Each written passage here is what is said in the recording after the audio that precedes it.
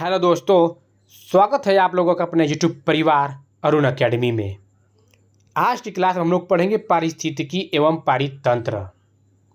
पारितंत्र को ही पारिस्थितिकीय तंत्र के नाम से जाना जाता है। तो याद रखिएगा कि पारिस्थितिकी एवं परितंत्र क्या होता है। तो चलते हैं, देख लेते हैं।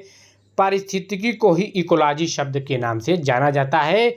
तो पारिस्थितिकी यानी कि यह अध्ययन करता है, कौन करता है? पारिस्थितिकी यह अध्ययन करता है कि जीव एक दूसरे के साथ कैसे क्रिया करते हैं और पर्यावरण से कैसे प्रभावित होते हैं। जैसे जीव हुआ, जंतु हुआ, ये आपस में कैसे अंतःक्रिया करते हैं और पर्यावरण को कैसे प्रभावित करते हैं, यही पारिस्थितिकी कहलाता है। पारिस्थितिकी देखिए, इकोलॉजी यानी कि पारिस्थितिकी शब्द का जन्म ग्रीक भाषा के दो शब्दों ओइकोस और लोगोस से हुआ है। ओइगोस जिसका अर्थ है घर या निवास स्थान, लोगोस का अर्थ है अध्ययन से हुआ।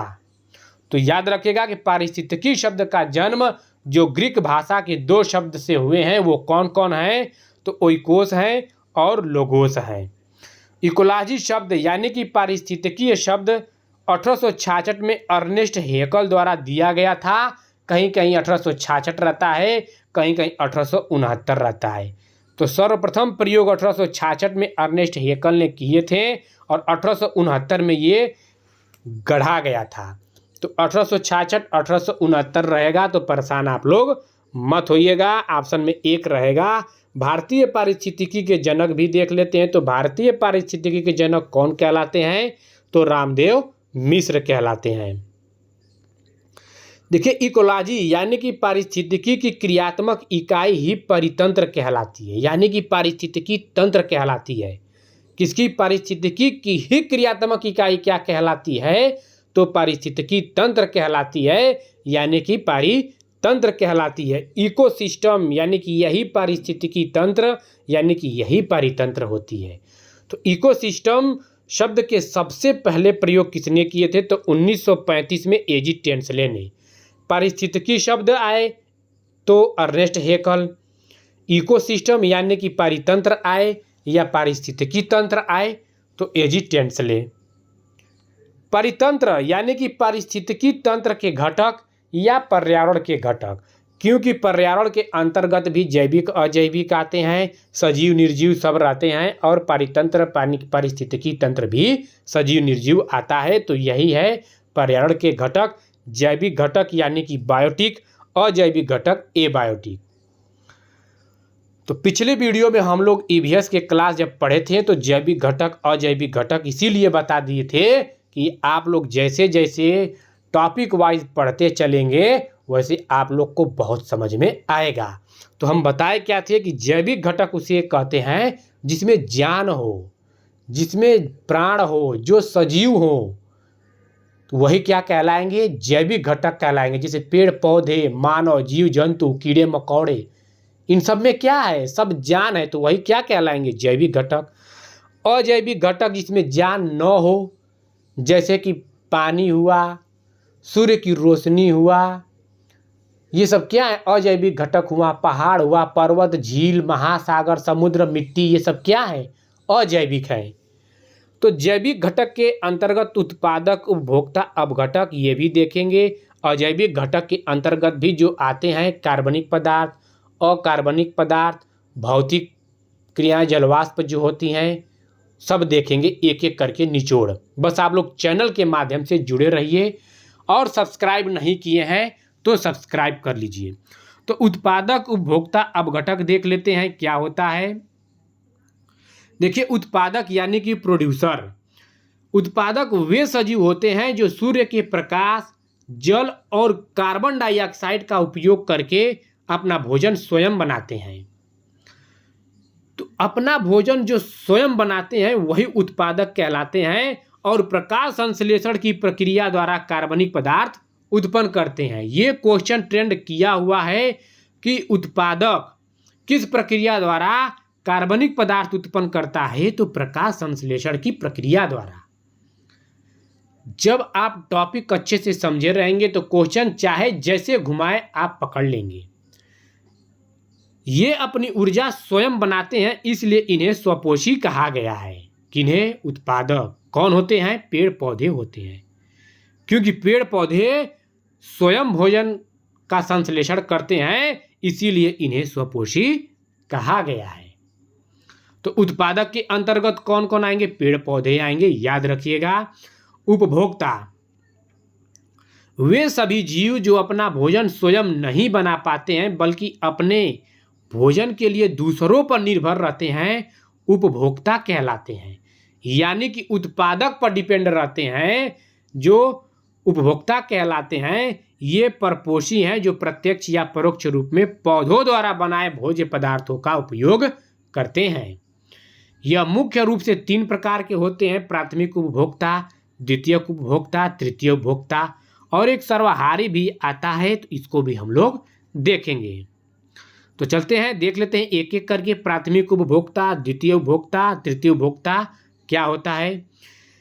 देखिए, प्राथमिक उपभोक्ता में इसमें शाकाहारी जंतु आते हैं जो अपना भोजन सीधे पौधों से प्राप्त करते हैं, जैसे गाय, भैंस, बकरी, हिरण, खरगोश, चूहा, टिड्डा, हाथी। तो क्वेश्चन ट्रेंड करता है कि निम्न में से कौन से प्राथमिक उपभोक्ता हैं, तो इसमें से दे देगा हिरण, चाहे खरगोश, चाहे चूहा, चाहे टिड्डा, कोई दे देगा। फिर द्वितीय उपभोक्ता से दे देगा, एक तृतीय उपभोक्ता से। तो जो प्राथमिक उपभोक्ता के अंतर्गत कौन कौन है, याद रखिएगा। द्वितीय उपभोक्ता, तृतीय उपभोक्ता के अंतर्गत कौन कौन आते हैं, ये बहुत इंपॉर्टेंट है। तो द्वितीय उपभोक्ता देख लेते हैं।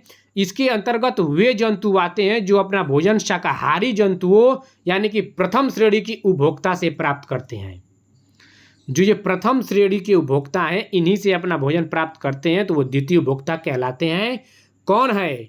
सांप हुआ, छिपकली हुआ, मेढक, गिरगिट, मैना, ये क्या है? द्वितीय उपभोक्ता है। तृतीय उपभोक्ता, तृतीय उपभोक्ता को ही उच्च उपभोक्ता के नाम से जाना जाता है। इसमें द्वितीय श्रेणी के जंतुओं को खाने वाले जंतु आते हैं, इसीलिए इन्हें मांसाहारी जंतु भी कहा जाता है। तो तृतीय उपभोक्ता को क्या कहते हैं? मांसाहारी जंतु कहा जाता है, क्योंकि यहाँ प्रथम से भी भोजन प्राप्त करते हैं और द्वितीय से भी प्राप्त करते हैं। जैसे शेर, चीता, बाज, गिद्ध, बिल्ली, ये सब क्या है? तृतीय उपभोक्ता के अंतर्गत आएंगे। सर्वाहारी देख लेते हैं। वे जंतु जो शाकाहारी व मांसाहारी दोनों प्रकार के जंतुओं को खाते हैं, सर्वाहारी कहलाते हैं। जैसे मनुष्य, कुत्ता, बिल्ली, ये सब क्या है? सर्वाहारी के अंतर्गत आएंगे। अब घटक देख लेते हैं। ऐसे सूक्ष्म जीव जो पोषण के लिए मृत तथा सड़े गले जीवों पर निर्भर होते हैं, वो अपघटक कहलाते हैं। जितने भी मृत, सड़े गले जीव होते हैं, वो क्या कहलाएंगे? वो अपघटक कहलाएंगे। तो वो कौन से होते हैं? जीवाणु और कवक होते हैं। जीवाणु, कवक क्या है? अपघटक हैं।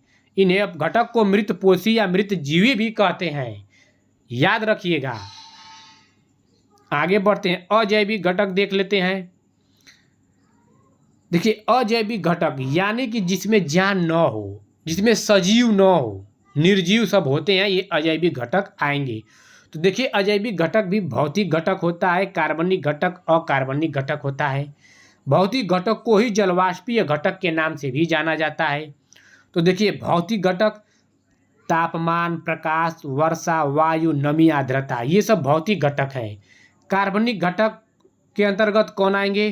प्रोटीन, कार्बोहाइड्रेट, वसा, ह्यूमस। दे देगा कि प्रोटीन निम्नलिखित में से कौन से घटक है। प्रोटीन या कार्बोहाइड्रेट ऐसे दे देगा। ऑप्शन रहेगा भौतिक घटक, कार्बनिक घटक, अकार्बनिक घटक या जलवाष्पीय घटक।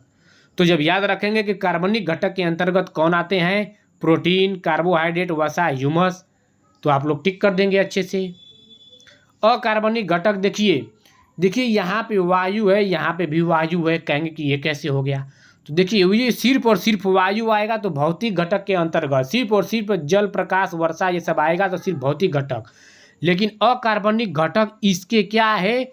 इसके गैसीय अवस्था में होता है। जैसे जल H2O आ जाएगा, जल उसके सामने H2O आ गया, तो ये जो अकार्बनिक हो जाएगा। इसका आणविक सूत्र के रूप में भी आ जाएगा, तो ये अकार्बनिक।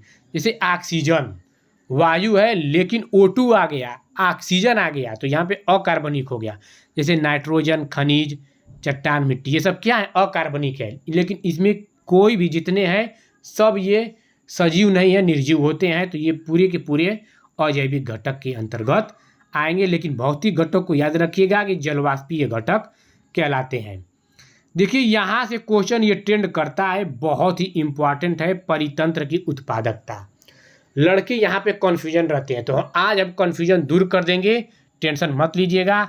देखिए परितंत्र प्रकृति की क्रियात्मक इकाई है, तो प्रकृति की क्रियात्मक इकाई ही क्या कहलाती है? पारिस्थितिकी तंत्र कहलाती है। सबसे बड़ा परितंत्र यानी कि सबसे बड़ा पारिस्थितिकी तंत्र जैवमंडल होता है। जैवमंडल के बाद महासागर समुद्र होता है। तो लड़के देखिए यहाँ पे कन्फ्यूजन रहते हैं। अब हम बता रहे हैं क्या करते हैं। अगर आप प्रैक्टिस सेट उठाइएगा प्रीवियस ईयर में, तो कहीं कहीं ऑप्शन में रहता है जैवमंडल, तो जैवमंडल मारते हैं। कहीं कहीं जैवमंडल नहीं रहता है तो महासागर या समुद्र महासागर को मारते हैं। तो लड़के कन्फ्यूज हो जाते हैं कि यार महासागर सही है या कि जैवमंडल। तो आज हम कन्फ्यूजन दूर कर दे रहे हैं। देखिए जो जैवमंडल है ये सबसे बड़ा है।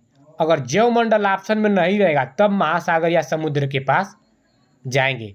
और जैवमंडल नहीं है, तालाब हुआ, जल हुआ, नदी हुआ, महासागर या समुद्र हुआ, तो आप महासागर और समुद्र के पास जाएंगे।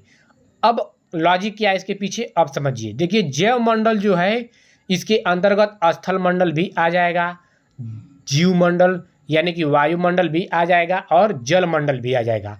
तो महासागर तो स्थल मंडल पर ही तो है और जल मंडल के अंतर्गत ही तो आएगा।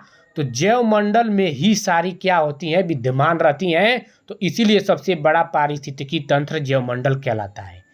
अगर ऑप्शन में जीवमंडल, महासागर, समुद्र हो तो जीवमंडल को मारेंगे।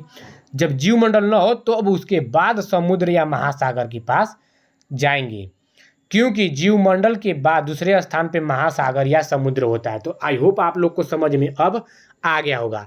तो लड़के जीवमंडल, महासागर, समुद्र में कन्फ्यूजन रहते हैं, तो आज आप लोग का डाउट ये दूर हो गया। क्योंकि जीवमंडल में पूरी स्थल मंडल, जल मंडल, वायुमंडल आता है, इसलिए सबसे बड़ा जैवमंडल पारिस्थितिकी तंत्र होता है। और महासागर तो जीवमंडल में तो आएगा नहीं, अलग से महासागर, समुद्र होता है। ये सब स्थल मंडल पे आएगा, जल मंडल होगा, जीवमंडल में सारा आ जाएंगे जैवमंडल में। तो सबसे बड़ा जैवमंडल पारिस्थितिकी तंत्र होता है, उसके बाद महासागर या समुद्र होता है। तो सबसे अस्थायी पारितंत्र कौन होता है? तो महासागर, या महासागर रहेगा या समुद्र होगा, एक ही दोनों है। तो अस्थायी पारितंत्र क्यों इसको कहते हैं? क्योंकि देखिए महासागर में यानी कि समुद्र में अनेक प्रकार की जातियां पाई जाती हैं, कीड़े मकोड़े, मछली, अनेक प्रकार के जीव जंतु पाए जाते हैं। इसलिए वहाँ पे सबसे अस्थायी परितंत्र होता है, क्योंकि जैव विविधता क्या होता है कि उसमें बहुत ज़्यादा पाई जाती है। तो जैव विविधता अधिक होने से कहा होता है कि महासागर सबसे अस्थायी परितंत्र कहलाती है, यानी कि पारिस्थितिकी तंत्र कहलाती है। तो आई होप ये आप लोग को बहुत अच्छी तरह से समझ में आ गया होगा। परितंत्र के प्रकार यानी कि पारिस्थितिकी तंत्र के प्रकार, एक प्राकृतिक पारितंत्र होता है, एक कृत्रिम पारितंत्र होता है। प्राकृतिक पारितंत्र यानी कि मानव हस्तक्षेप रहित होता है। रहित मतलब मानव हस्तक्षेप नहीं करता है, सहित रहता है तब हस्तक्षेप करता। तो जो प्रकृति के द्वारा बनाया गया है वो प्राकृतिक पारितंत्र होता है। और कृत्रिम पारितंत्र मानव निर्मित पारितंत्र यानी कि मानव के द्वारा जो बनाया गया है पारितंत्र वो कृत्रिम पारितंत्र। जो प्रकृति के द्वारा बनाया गया है जिसमें मानव का हस्तक्षेप न हो तो वो प्राकृतिक पारितंत्र कहलाता है।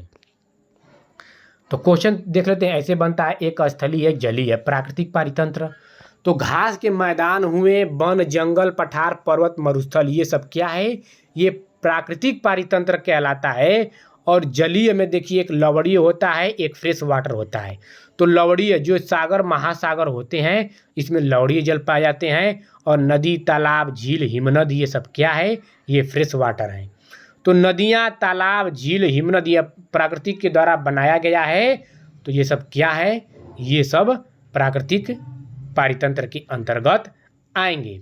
मानव निर्मित पारितंत्र क्या है? ये भी अस्थलीय जलीय होता है। देखिए बाग बगीचा पेड़ लगाकर आप बगीचा बनाएंगे, बाग बनाएंगे।